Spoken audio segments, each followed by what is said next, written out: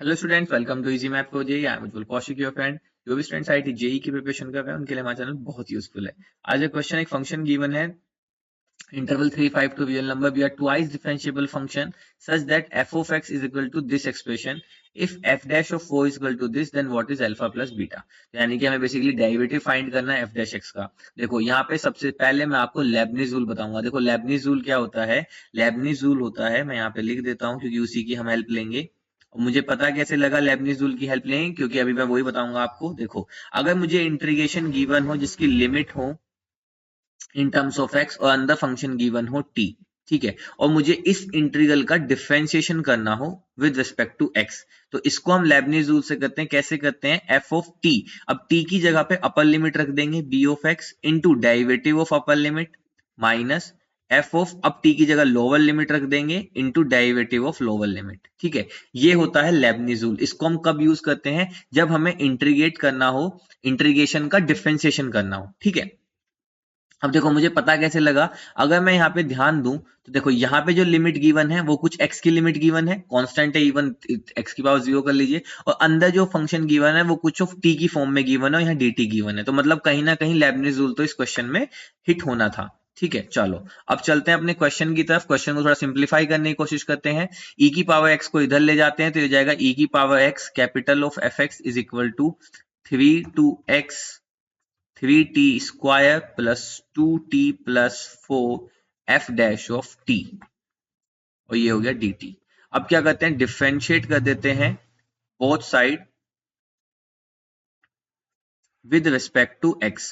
देखो इधर product rule लगेगा, e की पावर x ऐसे ही इसका f dash x plus f x ऐसे ही e की पावर x का e की power x, this is equal to, अब देखो यहाँ पे लगेगा लेबनीज रूल, तो क्या होगा? t को रिप्लेस करते हैं अपर लिमिट से, तो ये हो जाएगा 3x स्क्वायर प्लस का 2x plus 4 f dash of x into उसका डेरिवेटिव, तो x का डेरिवेटिव 1 माइनस लोअर लिमिट रखेंगे, लोअर लिमिट का डेरिवेटिव 0 हो जाएगा तो ये टर्म नथिंग बट 0 हो जाएगी। ठीक है, तो यहां से मेरे पास ये आ गया। अब देखो हम क्या है, y is equal to f x लेके चलते हैं। ठीक है, तो y डैश क्या होगा, मतलब f डैश x क्या होगा? Basically nothing but dy by dx होगा। dy बाई dx क्या होगा? f डैश x होगा। बस इन दोनों को यहाँ पे पुट करते हैं। देखो f डैश x की जगह पे रखते हैं e की power x dy by dx plus f x की जगह पे रखते हैं y e की power x, this is equal to 3x square plus 2x plus 4, और यहाँ पे आ जाएगा dy बाई dx। तो dy बाई dx वाली टर्म को इस साइड ले आते हैं, कॉमन ले लेते हैं, तो ये हो जाएगा e की power x minus 4 dy by dx plus y e की power x, this is equal to 3x square plus 2x। Divide कर देते हैं e d y by d x plus, तो यहाँ पे आ जाएगा y e की पावर x अपॉन e की power x minus 4, this is equal to 3x square plus 2x upon e की पावर x माइनस 4।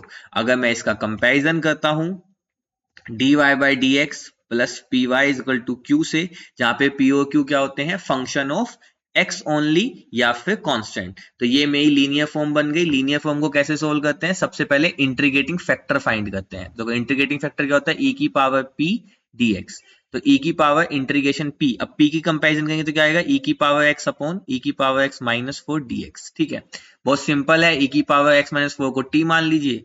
अच्छा, t हमने कहीं लिया तो नहीं है? कुछ नहीं लिया। ठीक है, इसको t मान लीजिए। डिफरेंशिएट करेंगे तो e की पावर x dx की जगह पे क्या आ जाएगा? dt।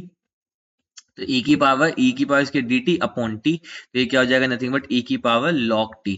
ठीक है, तो यानी कि e की पावर log t, तो यहाँ पे सिर्फ बच जाएगा t, और t की जगह पे आ जाएगा e की पावर x माइनस 4। तो इंटीग्रेटिंग फैक्टर क्या आ गया?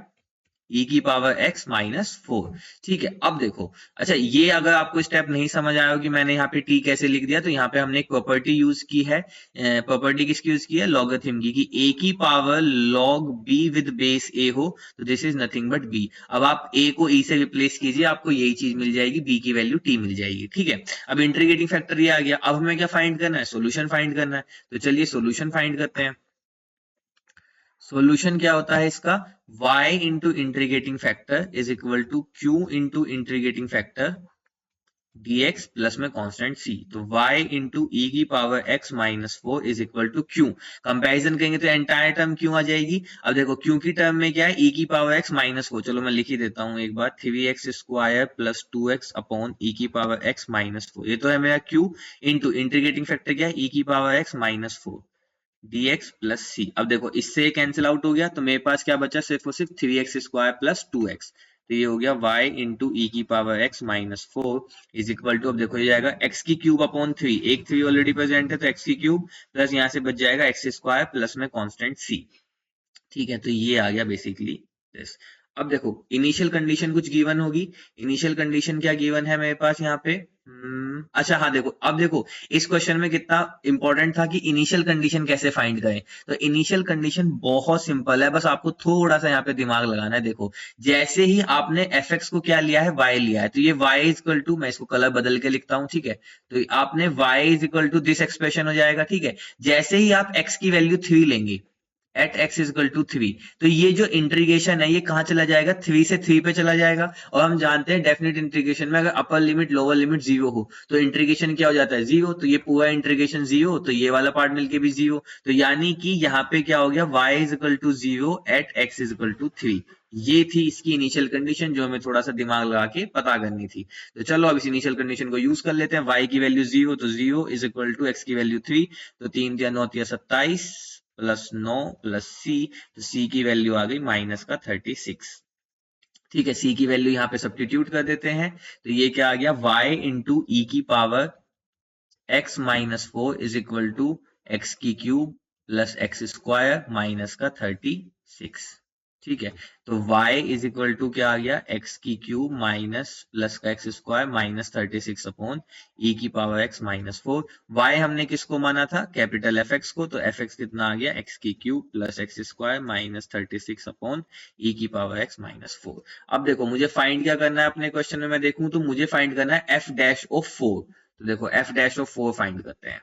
सबसे पहले इसका डेरिवेटिव कर लेते हैं। तो इसका अगर मैं डेरिवेटिव करूंगा विद रिस्पेक्ट टू एक्स तो क्या आएगा, डिनोमिनेटर का square, denominator as it is, differentiation numerator का, तो ये जाएगा 3x² plus 2x minus numerator as it is, differentiation of denominator, तो यहाँ पे आ जाएगा सिर्फ e की पावर x। ठीक है, अब मुझे क्या फाइंड करना है, f डैश ऑफ 4। तो x की जगह पे 4 रखते हैं, तो यहाँ पे क्या आ जाएगा, e की पावर 4 माइनस 4, यहाँ पे आ जाएगा 4, 4 का स्क्वायर यानी कि 16 इंटू 3 यानी 48 प्लस 8 माइनस, यहाँ पे अगर मैं देखूं तो ये जाएगा 4 चौक 100 चौका 64 यानी 64 प्लस 16 माइनस 36 इंटू ई की पावर 4 अपॉन ई की पावर 4 माइनस 4 का होल स्क्वायर। तो इसको थोड़ा सिंप्लीफाई कर लेते हैं, ई की पावर 4 माइनस 4, तो यहाँ पे 48 प्लस 8 ये कितना हो जाएगा 56 माइनस, यहाँ पे आप पहले 16 घटाए 20 और फिर 20 घटा दीजिए तो ये जाएगा 44, तो ये जाएगा 44 ई की पावर 4 अपॉन डिनोमिनेटर में एज इट इज ई की पावर 4 माइनस 4 का स्क्वायर। ठीक है, तो चलो अब इसको और सिंप्लीफाई कर लेते हैं, f dash of 4 equal to 56 e की पावर 4 माइनस 56 की मिल रहे हैं 4 छिंग 24 और 2 4 पंजे 20 और 2 22 माइनस 44 ई की पावर 4 अपॉन ई की पावर 4 माइनस 4 का स्क्वायर।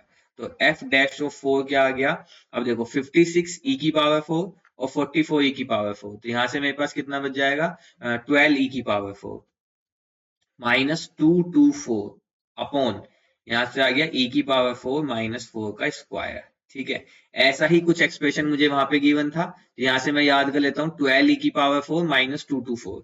ठीक है, तो देखो 12 ई की पावर 4 माइनस 224 ये था ना, मैं यहाँ पे एक्सप्रेशन लिखता हूँ, क्या आया है मेरा, एफ डैश ऑफ 4 क्या आया है, एफ डैश ऑफ 4 आया 12 ई की पावर 4 माइनस 224 अपॉन ई की पावर 4 माइनस 4 का स्क्वायर। ठीक है, अब अगर मैं इसका कंपैरिजन करूं तो यहां से मेरा अल्फा कितना आ गया 12 और यहां से मेरा बीटा कितना आ गया 4। ठीक है, कंपैरिजन करने पे यही मिला, अल्फा बीटा मिल गया, अल्फा प्लस बीटा पूछा था, दोनों को ऐड कर दीजिए तो दोनों का ऐड कितना आ जाएगा 16 and 16 is my right answer. I hope you are able to understand the video. If you have still doubt, you can ask to me into the comment box. Thank you very much. Please subscribe the channel. Be happy.